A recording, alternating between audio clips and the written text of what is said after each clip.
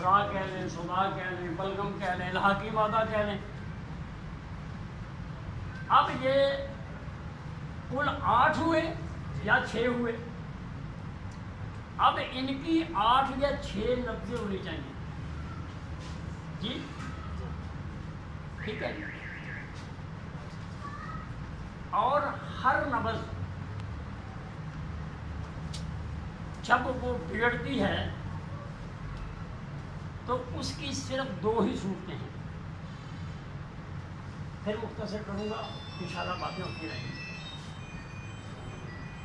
ہر بگڑی ہوئی نبض کے 6 مدارج ہیں.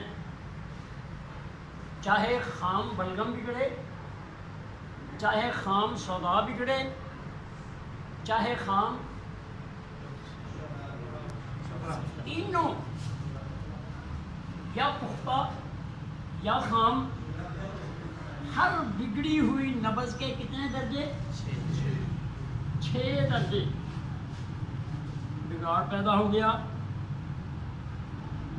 سودا خام ہے، اس میں بھی بگاڑ ہے. یہ 6 دوائیں ہمارے پاس ہیں، 7 دوائیں ہیں.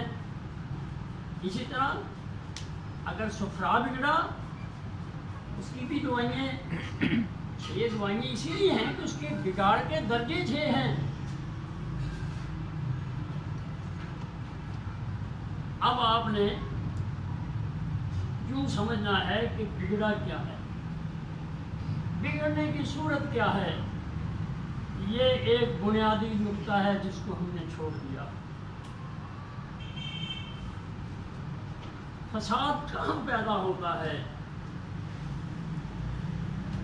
اس میں آپ کو تحریک اور تسکین اور تحلیل سمجھنی ہوگی. جی جو چیز بڑھ رہی ہے اس کا نام تحریک ہے، جو چیز کم ہو رہی ہے اس کا نام تحلیل ہے، جو چیز جسم میں نہیں بن رہی اس کا نام کہہ دو یار. اللہ آپ کو سلامت رکھے. اب تحریک، تسکین اور تحلیل کو سمجھیں گے، آپ کو پتہ لگے گا کہ خمیر کہاں پیدا ہو رہا ہے، زہر کہاں پیدا ہو رہا ہے، سیل کون سے ضائع ہو رہے ہیں، کون سی خلط ختم ہو رہی ہے،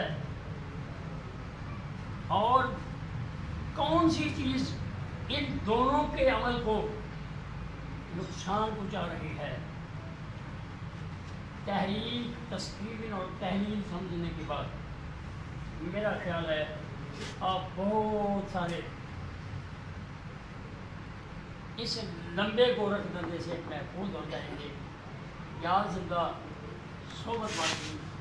اللہ آپ کو مجھے سلامت رکھے. آج وقت تنگی ہے.